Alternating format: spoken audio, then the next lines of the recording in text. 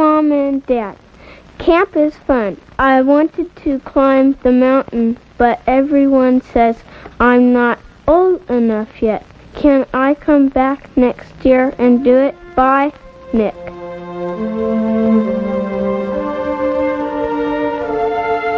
Mount St. Helens, a 9,677-foot sleeping volcano nestled in the wild abundance of the Gifford-Pinchot National Forest in southwest Washington.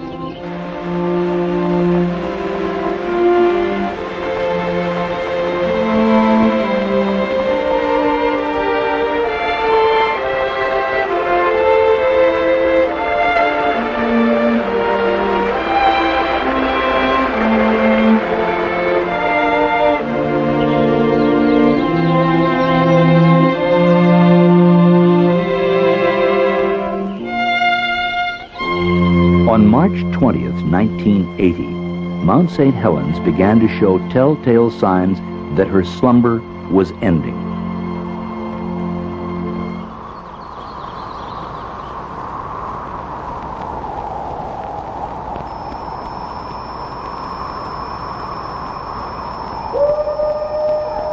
After the last great ice age had retreated northward, the Cascades were already well established, running from northern California through Oregon, Washington, and into Canada.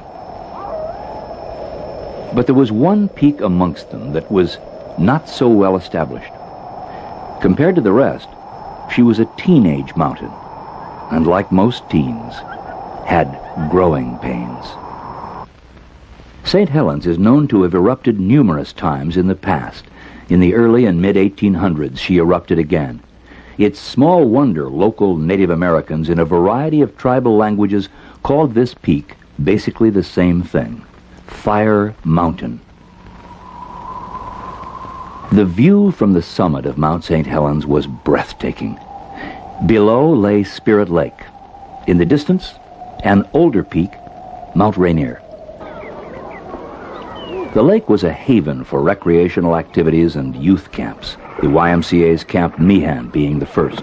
Thousands of youngsters flocked to the lake over the years, learning how to row a boat even when the oarlocks wouldn't stay put, sailing a wind that seemed to rise from the blue-green depths of the lake itself, always discovering new friends, the diamond-encrusted night skies, and how to cook an egg on a stick. There were National Forest campgrounds on the lake, too. Bear Cove, Cedar Creek, Donnybrook. And beyond them stretched the forest. A living museum for the curious. A place as close to heaven as one could get. At Trail's End, there were places that were like living in a postcard world.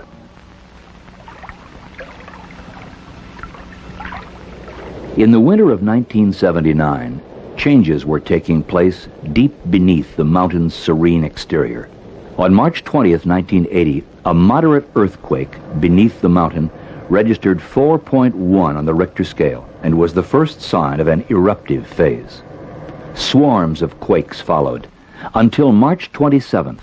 We are directly over Mount St. Helens right now, and there is no question at all that the volcanic activity has begun.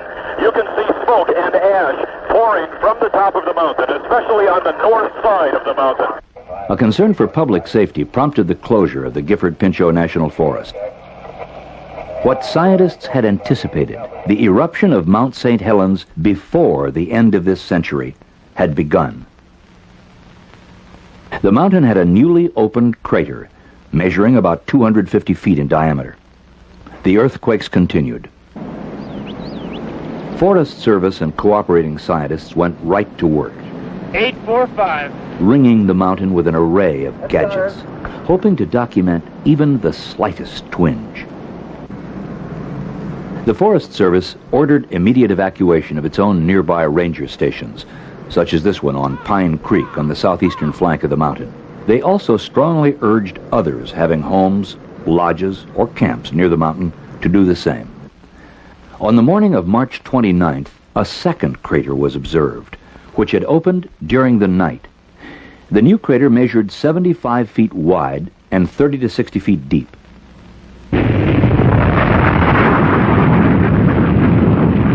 On March 31st, explosive eruptions continued, and the two craters merged.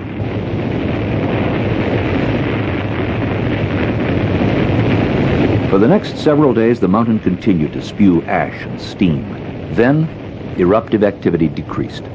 However, a bulge noticed earlier on the north-northeast flank of the mountain near Goat Rocks was found to be moving north-northwest at about 5 feet a day. Scientist David Johnston expressed the opinions of the U.S. Geological Survey. They would later prove incredibly accurate. In the initial phases, we'd see probably very large eruptions that would extend high into the air.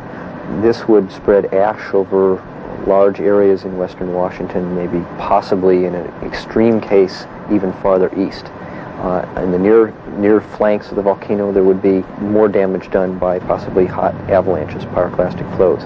Farther downstream, we could see mud flows and floods. Because this is such a symmetrical volcano, and because the crater is so high, if there's an explosion, it's probable that the debris, the very hot incandescent ash that would come down, could come down all sides. But right now, there's a very great hazard due to the fact that the glacier is breaking up on this side of the volcano, on the north side, and that could produce a very large avalanche hazard. In the meantime, the chief of the Forest Service declared part of the land around the mountain a geological area to help protect the unique features. The Forest Service and the U.S. Geological Survey were taking the mountains seriously, as did the Spirit Lake Youth Camp operators, who coordinated their efforts and, along with a donated helicopter and a large refuse bin, began hauling out. Well, the tourists come to see her smoke, and they all think it's one big joke. That mountain's just a molehill in disguise. But when that lava starts to ooze, they'll be running the heels off their shoes. Heck, we just thought she was over-publicized. But the effects of Johnston's words were lost on most people, who were more interested in Mount St. Helens as just another roadside attraction. It's gonna rock, it's gonna roll, it's gonna leave a nasty hole. It'll be too late to find a place too high. As far as we know, it's just a joke. Well, not really a joke, I guess, but it could last 100 years. We're gonna stay till the rocks start falling, I guess. You don't mind working in the shadow of the mountain, then? No, not at all. And nothing to be scared of. More danger than one of them trees falling on the backside than there is mountain of exploding. For 83-year-old Harry Truman, operator of St. Helens Lodge, nothing was about to move him from the shadow of his beloved mountain. Harry wants to stay, and he's not going to leave, so, and he's thanked us for our concern for coming. It's definitely a mistake. Somebody done it to cause trouble for me and the law and everybody else. That's my life. Spirit Lake and Mount St. Helens is my life, folks. I've lived there 50 years. It's a part of me. That mountain and that lake is a part of Truman, and I'm a part of it.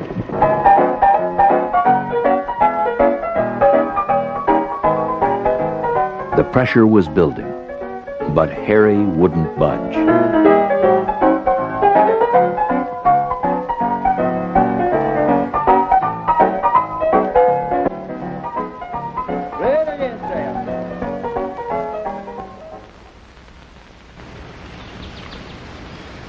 The morning of May 18th, 1980. It was like any other Sunday morning for a Forest Service tree planting crew on the lower southern flank of the mountain. Until 8:32 a.m.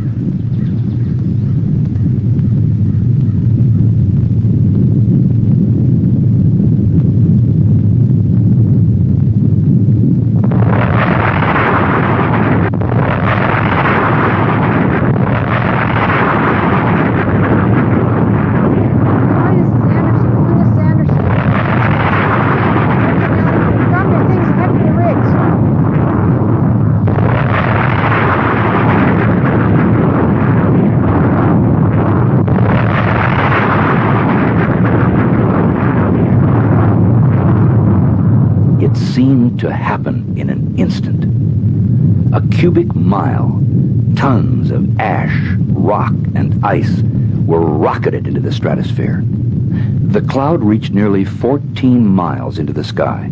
the view was spectacular. But the wind was blowing in a northeasterly direction, and from that point of view, the clouds seemed like the end of the world. The skies grew dark, and at noon it was pitch black in most of eastern Washington. Everyone to not panic. If you want to start getting out some water supplies now to last you Life for in the the next, ash storm few came hours to a or so, that gritty would be halt. advisable. Assuming the road is closed from here any further east.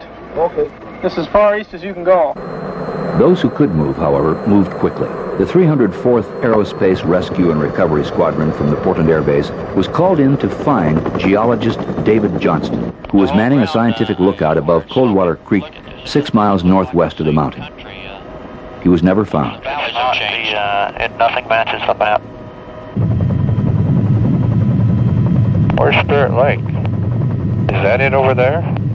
I can't believe I've camped up in this area. Doesn't look like any place I've ever been before. As most of you already know, we had a major eruption occurring at 8:32 approximately this morning on Mount St. Helens. The first report that we actually got about the eruption was from Forest Service personnel that were administering a tree planting contract, and they reported over the radio to us that an eruption was occurring, and it seemed to be about 100 times greater than one that we've ever had in the past. It does appear that the northwest flank of the mountain seems to be gone. They have indicated that there have been some mud flows that come down the southeast flank of the mountain. Emergency procedures have been put into effect. At 10:15 this morning, in Helens County reported that a 12-foot wall of water was coming down the Toutle River, and this was verified by the Washington State Patrol. The largest rescue mission in the history of the Northwest was soon underway. Look to the left now. Good. Give me a hand with that. Is that from over here? Military helicopter units and other rescue squads joined the effort, coordinated by the county sheriff departments. By the end of the rescue operations, which lasted 2 weeks, more than 170 people were brought to safety. But in the final count, 61 were dead or missing. Japanese car sometime. Rotor wash from the helicopters kicked up great clouds of ash, making rescue difficult. In many places, it was impossible to land. Rescuers were lowered by cable to assist survivors who were then reeled to safety. Tons of ice and snow, melted by the intense heat of the raging volcano, mixed with the ash and began rampaging down the flanks of the volcano. One mudflow reached Swift Reservoir, about 10 miles to the south, but it was the debris-laden walls of water which tore down the north fork of the Toutle River that proved most spectacular and devastating. There is a mudslide down the mountain right now. Get up, Clifford! Let's get out of here.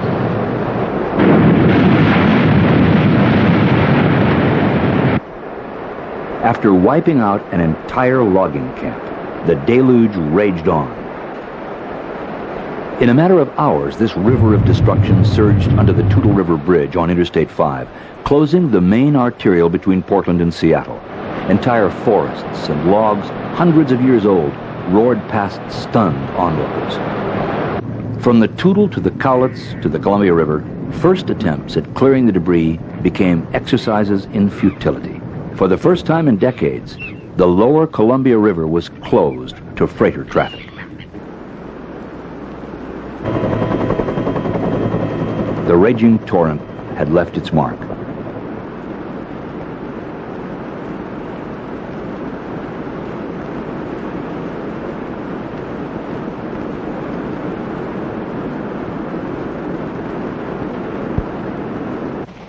In a matter of hours, the winds carried the growing ash plume over Idaho and Montana. A month later, the plume had circled the entire Earth. In the wake of the plume, ash was everywhere.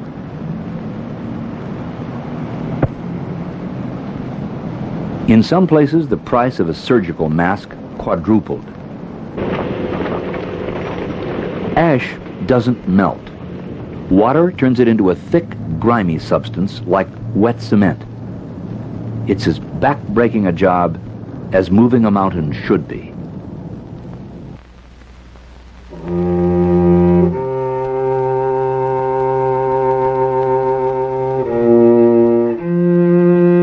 When the skies finally cleared, Gifford Pinchot National Forest personnel began the sad task of assessing the damage. acres upon acres of prime timber flattened. Bridges, roads, campgrounds, trails, all obliterated, buried, destroyed. Spirit Lake was a steaming quagmire of debris.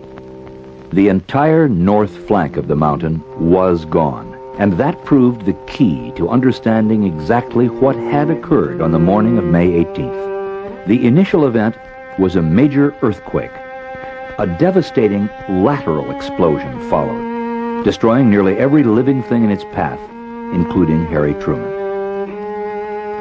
The initial force of the eruption had been across the land instead of blasting skyward. Now, the mountain, which lost most of its summit, is topped by a gaping horseshoe-shaped crater nearly 2 miles long and 1 mile wide.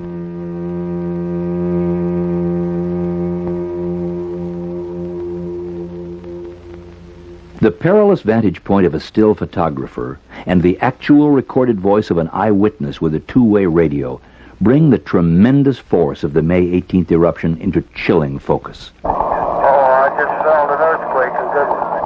Oh, now we've got an eruption down here. Now we got a big slide coming off. The slide is coming off of the west slope. Now we got a whole great big eruption out of the crater.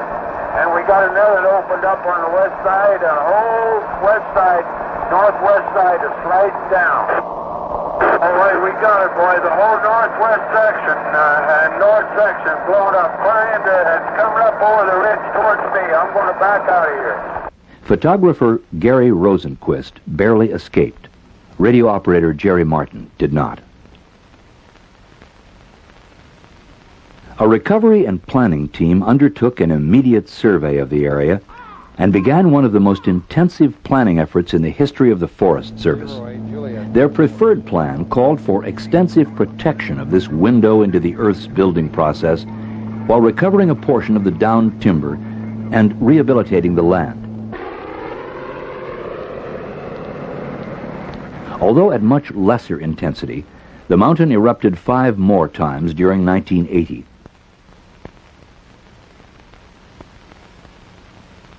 This eruption, on July 22nd, was photographed on time-lapse by amateur photographer Jerry Whitaker of Woodland, Washington.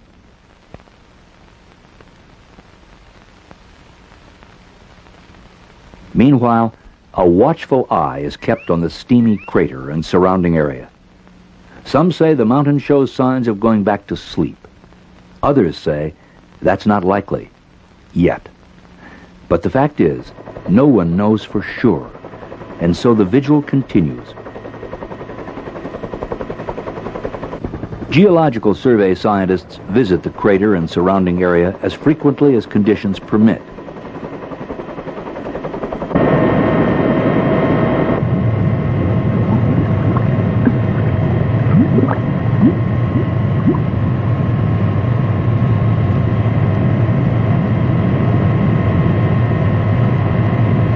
Rock samples are collected. Distances between established points are measured electronically to detect any swelling or deflation of the volcano.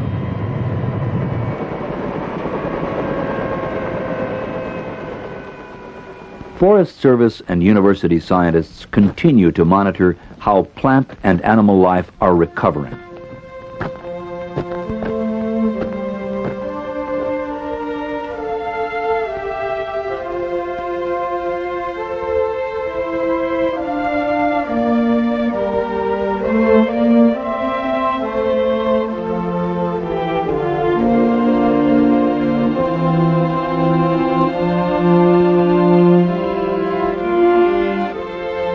Volcanoes are secretive and unpredictable things. St. Helens could stay active for a week, a decade, longer.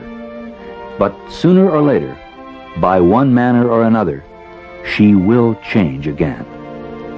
That's the way it is with volcanoes. To be sure, much will happen in the meantime. Trees and huckleberries and wild animals will return to the mountain's flanks.